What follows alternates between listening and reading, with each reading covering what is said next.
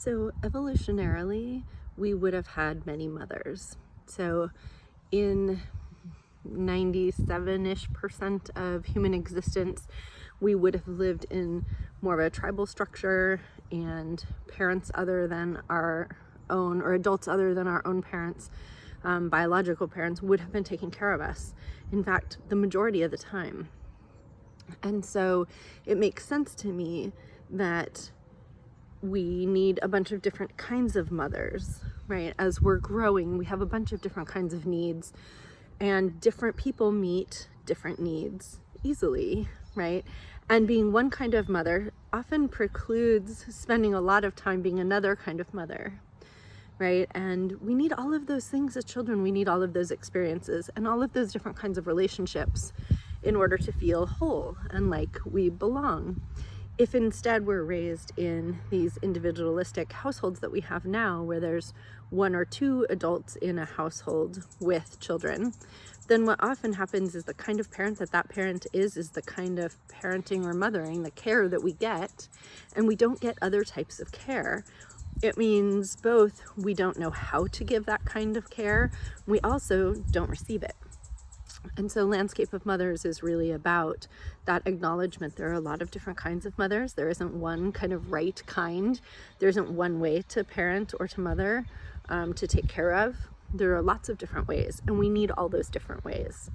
And so while our current experience might be that we just do live in these relatively isolated households where there's one or two adults for several, one to several children, that those children only get one, maybe two different kinds of care, kinds of parenting.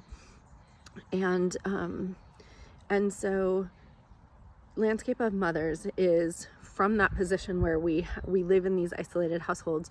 Landscape of Mothers offers us an ability to step back toward all the different kinds of parenting that we need, to A, reclaim that for ourselves, B, to learn how to start to offer some of those things to our children to the extent that we have the capacity to do it, and then C, it can offer us a really clear way to start to connect our children with other adults, right? We can know that we need certain kinds of care for our children, or that our children need certain kinds of models, and that we can start to intentionally and actively look for those.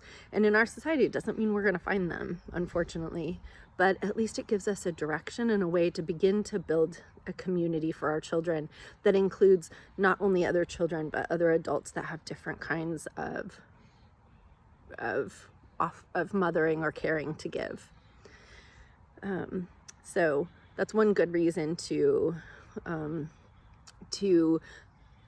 check into and think about how there are different kinds of mothering, what those might be, what kinds do you do best, what kinds do other people do best, and see if we can start to link our communities together in a way that provides more to all of us.